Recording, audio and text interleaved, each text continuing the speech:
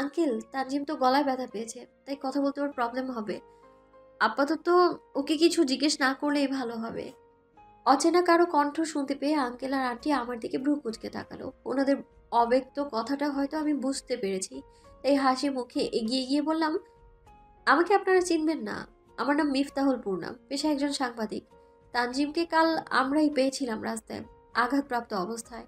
আমার কথা শুনে আঙ্কেল বসা থেকে উঠে দাঁড়িয়ে আমাকে কাছে ডাকলেন।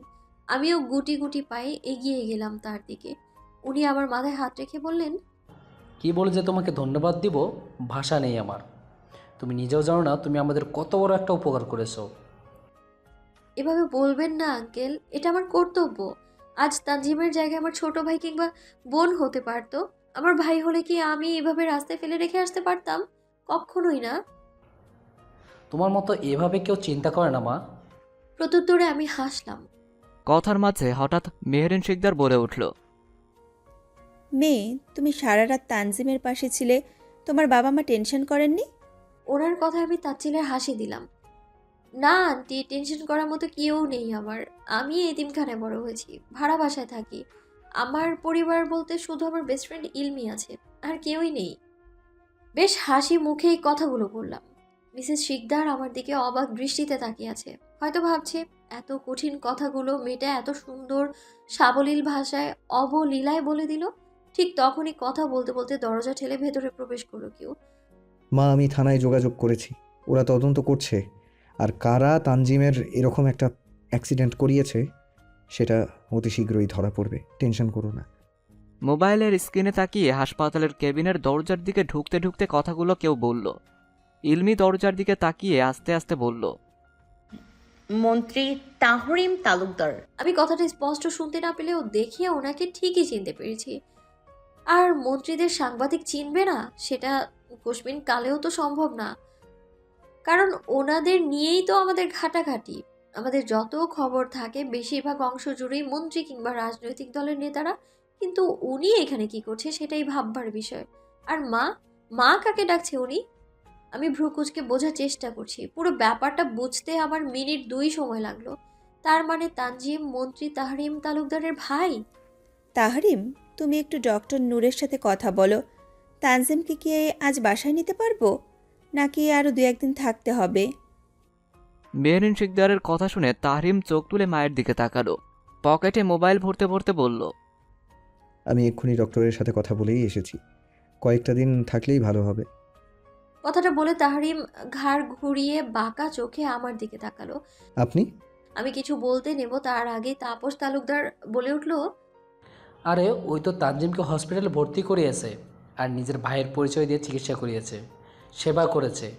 এই যুগে অচেনা অজানা একটা ছেলের জন্য এমন কেউ করে আমার জানা ছিল না, অন্য কেউ হয়তো করতো না।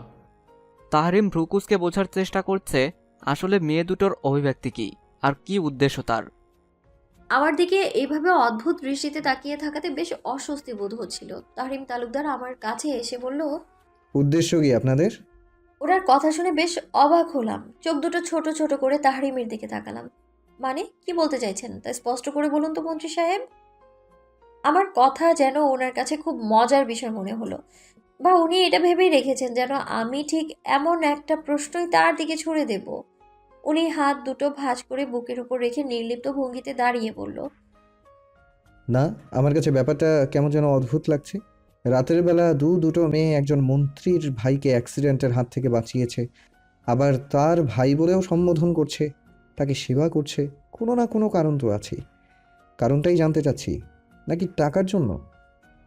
তাহরিম তালুকদারের কথা শুনে আমি অবাকের চেয়ে বেশি অপমানিত বোধ করলাম। তবে আমাকে কেউ অপমান করবে আর আমি তাকে ছেড়ে দেব, সেটা কি করে হয়?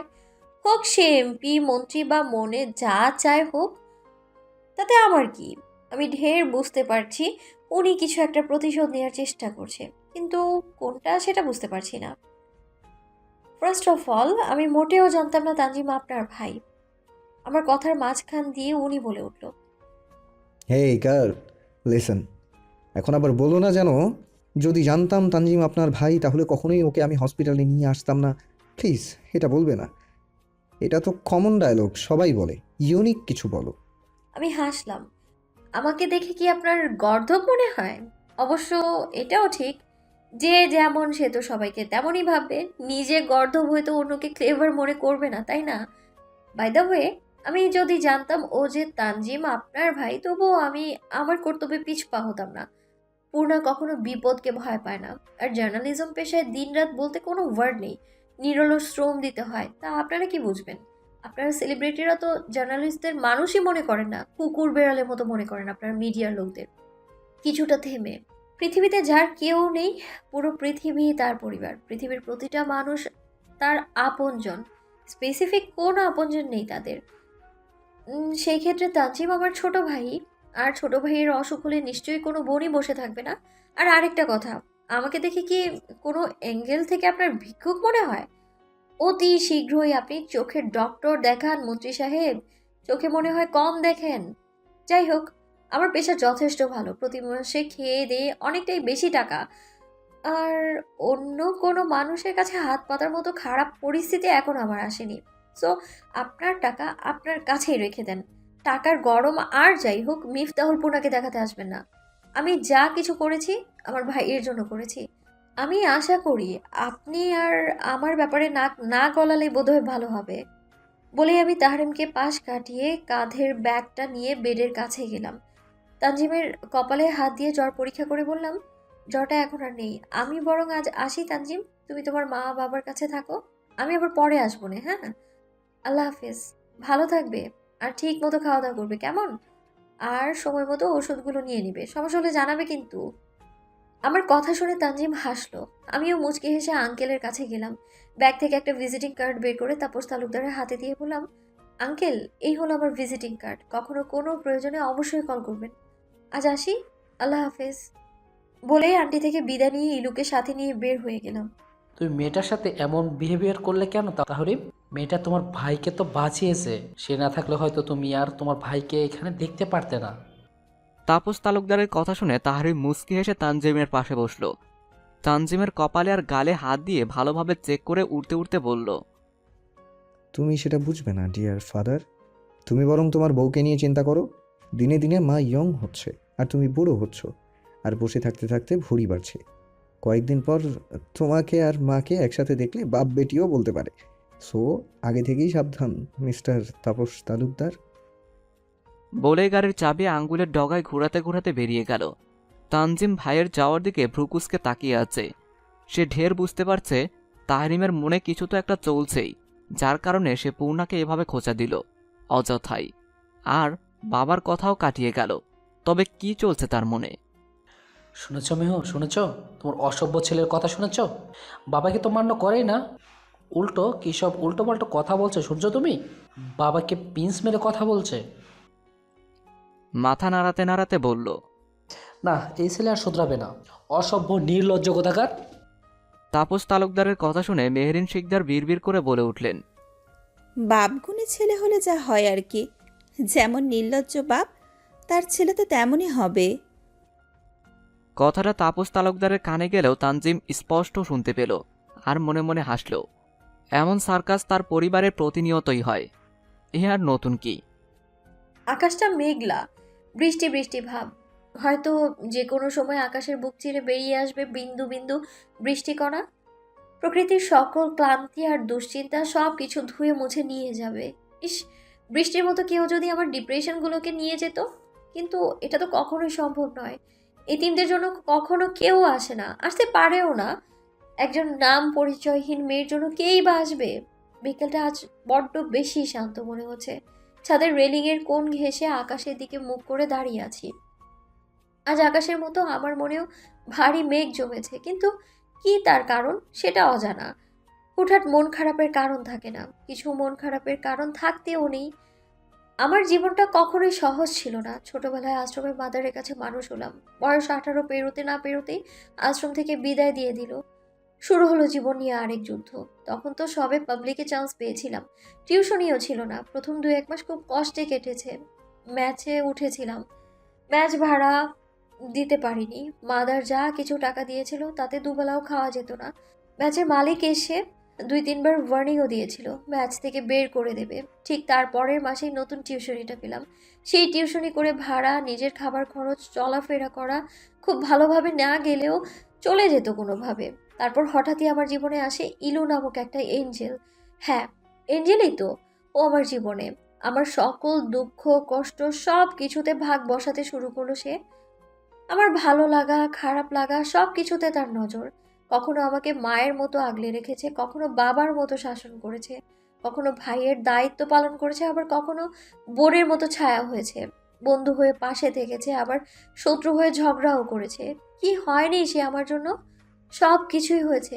আমি অন্ধকার ভয় পাই বলে রাতে যখনই বিদ্যুৎ চমকায় সাথে সাথে তার কল থাকবে সবার আগে।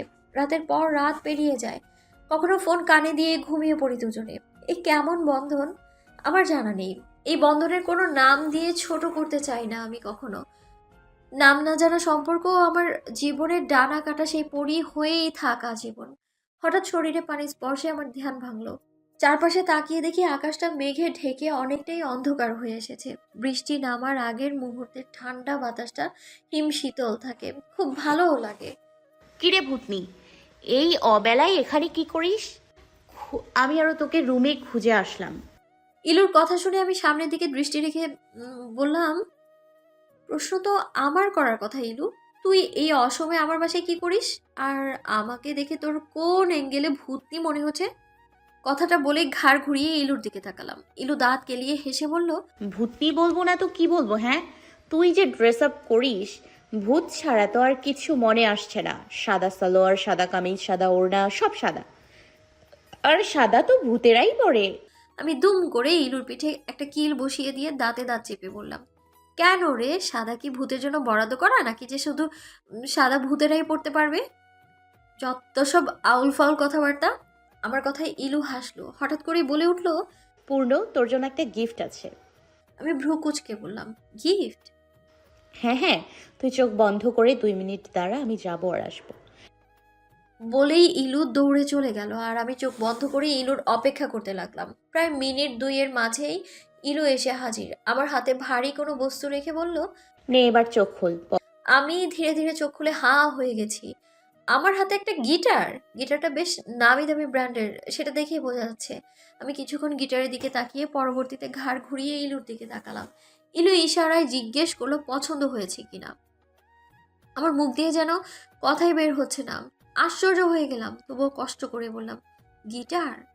আমার কথা শুনে ইলু বলল, পছন্দ হয়েছে? ওর চোখে মুখে উৎকণ্ঠা, উৎসুক দৃষ্টিতে আমার দিকে তাকিয়ে আছে। আমি গিটারটা সাইডে দাঁড় করিয়ে সোজা হয়ে দাঁড়ালাম। পছন্দ অপছন্দ পরের কথা, আগে তুই বল, অযথা টাকাগুলো নষ্ট করলি কেন? গিটারের ব্যাপারে তুই কিভাবে জানলি? আমার কথা শুনে ইলু হেসে আমার দিকে চেপে এসে ছাদের রেলিংয়ে পিঠ ঠেকিয়ে বলে উঠল, আসলে ওই দিন তোকে জিজ্ঞেস না করে তোর পার্সোনাল ডায়েরি পড়েছিলাম। তাতে তোর গিটারিস্ট হবার শখটা হাইলাইট করা। তাই ভাবলাম তোর সব শখ তো আর পূরণ করতে পারবো না। আমি তোর জাদুকর না, জাদুকর হলে তোর কোনো ইচ্ছেই অপূর্ণ রাখতাম না। বিলিভ মি, তাই আমার সাধ্য মতো চেষ্টা করছি। আমার মুখে কোনো ভাষা নেই ওকে বলার মতো। আমি এখন রাগ করব নাকি কান্না করব বুঝে উঠতে পারছি না। গিটারটা হাতে নিয়ে নেড়ে চেড়ে দেখতে লাগলাম। কি হলো বলবি না? কি হলো বললি না যে পছন্দ হয়েছে কিনা? আর এটা কিন্তু আমার ইনকামের টাকা, আমার বাবার নয় কিন্তু। কয়েকটা টিউশনি করিয়েছিলাম যে ওই টাকা। আমি গিটার এক হাতে নিয়ে হুট করেই ওকে জড়িয়ে ধরলাম। কেন জানি না খুব কষ্ট হচ্ছে, কান্নাও পাচ্ছে খুব, কিন্তু আমি তো কান্না করতে পারি না। শেষ কবে মন খুলে কান্না করেছিলাম মনে নেই আমার। ইলু আমাকে সোজা করে দাঁড় করিয়ে বলল, হয়েছে বাবা, আমি কিন্তু গিটারটা তোকে এমনি এমনি দেইনি, শর্ত আছে। ইলুর কথা শুনে আমি ভ্রু কুঁচকে জিজ্ঞেস করলাম, শর্ত? কিসের শর্ত? এই যে তোকে গিটার গিফট করলাম, সেটা কি এমনি এমনি নাকি? আমার শর্ত হলো তুই প্রতিদিন আমাকে একটা গান শোনাবি। এর মানে কি?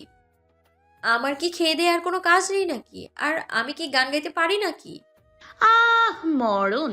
ভার্সিটিতে তুমি গিটারও বাজাতে আর গানও করতে, সেটা তুমি ভুলে গেলেও আমি কিন্তু ভুলি নাই। আমার সাথে নাটক করতে আইসো না বেবি। কথা বলতে বলতেই হঠাৎ ঝুম বৃষ্টি নামলো। আমি আর ইলু নিজ জায়গা থেকে এক চুলও নড়লাম না। দুজনই আজ ভিজবো। গিটারটা হাতে নিয়ে টুংটাং আওয়াজ তুললাম। বৃষ্টির ঝাপটায় সামনে কিছু ভালোভাবে দেখাও যাচ্ছে না। ইলু ধপ করে নিচে বসে আমাকেও টেনে বসিয়ে দিল। পূর্ণ, একটা গান ধরতো, বহুদিন তোর গান শুনি না। ভার্সিটি ফাংশন তো পুরা কাঁপাইয়া দিতি, আজ আবার ধর। এখন হ্যাঁ, এখনই তো। আমি আর কিছু বললাম না, গিটারে টুংটাং আওয়াজ তুলে গাইলাম। চোখ বন্ধ করে গান গেয়ে গান শেষ হতেই চোখ খুলে তাকালাম আমি। এতক্ষণে কাক ভেজা আমি আর ইলু। ইলু গদগদ কণ্ঠে বলে উঠল, ব্যাপার কি বলতো, এতদিন পরে গান গেয়েও মনে হচ্ছে তোর গানের গলা আগে থেকে আরো দারুণ হয়েছে।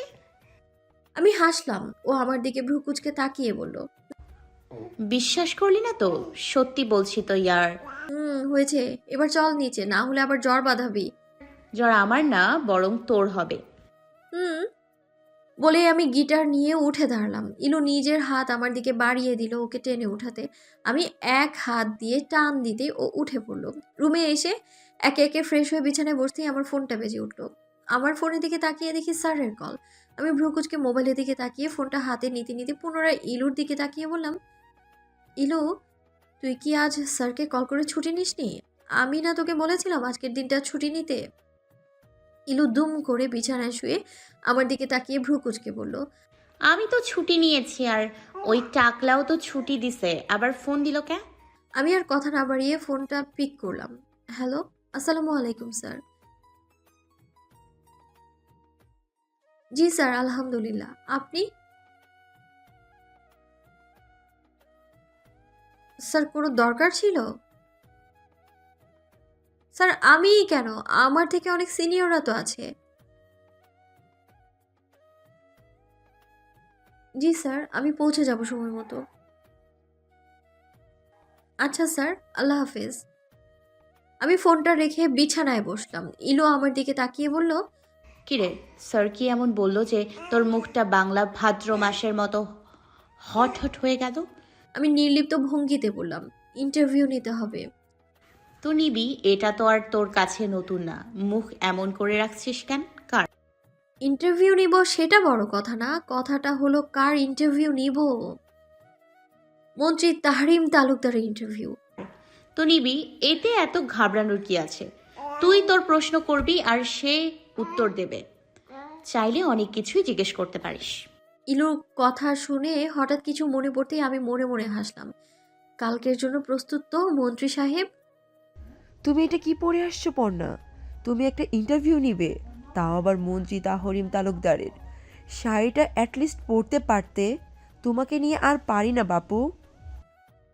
মিস অন্বেষা হলো আমাদের অফিসের বসের পিএস। আর মিস অন্বেষার কথা শুনে আমি এক পলক নিজের দিকে তাকালাম। ওই খারাপ কিছু তো পরি নাই। একটা হোয়াইট টপ আর ব্ল্যাক প্যান্ট, গলায় ওড়না ঝুলানো, চুলগুলো পেছনে বিনুনি করা। কোথায় ম্যাম? আমি সবসময় যেমন থাকি সেভাবেই তো আসলাম। আমি তো এর আগেও অনেক ইন্টারভিউ নিয়েছি, কই তখন তো আমার শাড়ি টাড়ি পরতে হয়নি। আজ হঠাৎ কেন আমাকে শাড়ি পরতে হবে? আমি এইভাবেই যাব। আমাকে ভালো না লাগলে অন্য কাউকে পাঠান।